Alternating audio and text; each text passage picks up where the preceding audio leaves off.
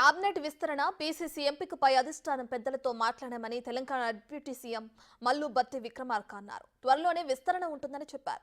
అన్ని వర్గాలకు న్యాయం జరిగేలా పార్టీ మరింత బలపడే నిర్ణయాలు తీసుకుంటామన్నారు భట్టి.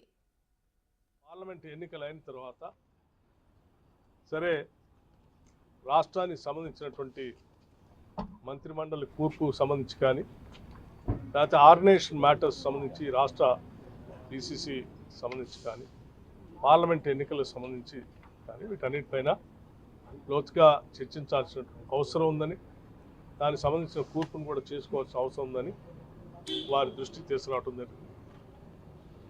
ఇది సమయం తీసుకొని తగు నిర్ణయం చేయాలని చెప్పి మేము అందరం అనుకోవటం కూడా జరిగింది. ప్రభుత్వాన్ని కూల్చేస్తామని బీజేపీ బీఆర్ఎస్ అప్రజాస్వామిక ప్రకటనలు చేస్తుందని భట్టి అన్నారు. అందుకే ప్రజల తీర్పును కాపాడడానికి కలిసి వచ్చే వాళ్లను కలుపుకొని పోతామని చెప్పారు.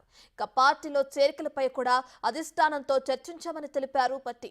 అయితే మొదటి నుంచి పార్టీలో ఉన్న వారికి సముచిత స్థానం ఉండేలా చర్యలు తీసుకోవాలని పార్టీ పెద్దలకు సూచించామన్నారు.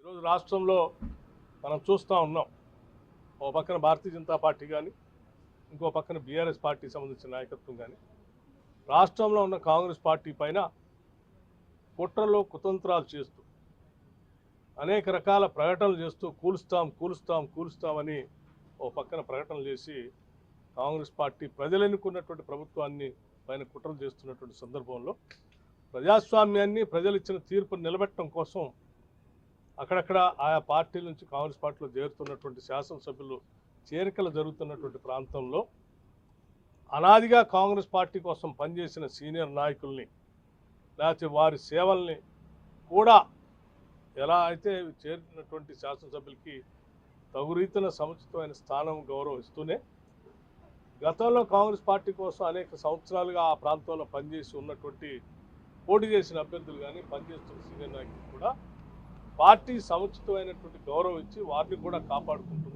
కాపాడుకోవాలనే దానిపైన కూడా లోతుగా చర్చించుకుంటారు. హైదరాబాద్ లో సిడబ్ల్యూసీ సమావేశాలు జరిగినప్పుడు రాహుల్ గాంధీని ప్రతిపక్ష నేత బాధ్యతలు తీసుకోవాలని సీఎం రేవంత్ రెడ్డి కోరారని భట్టి విక్రమార్క గుర్తు చేశారు. సీఎం కోరిన విధంగానే ప్రతిపక్ష నేత బాధ్యతలు రాహుల్ గాంధీ తీసుకోవడం సంతోషంగా ఉందని చెప్పారు.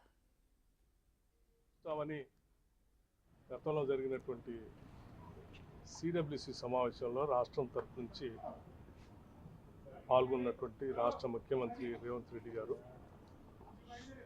రాహుల్ గాంధీ గారిని ఎల్ఓపి తీసుకోవాలని చెప్పి బలంగా అక్కడ ప్రతిపాదన చేయటం,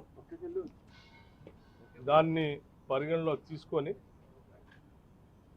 రాహుల్ గాంధీ గారు ఎల్ఓపి తీసుకున్నందుకు రాష్ట్రం తరఫు నుంచి organisation general secretary KC Venugopal గారిని కలిసి వారి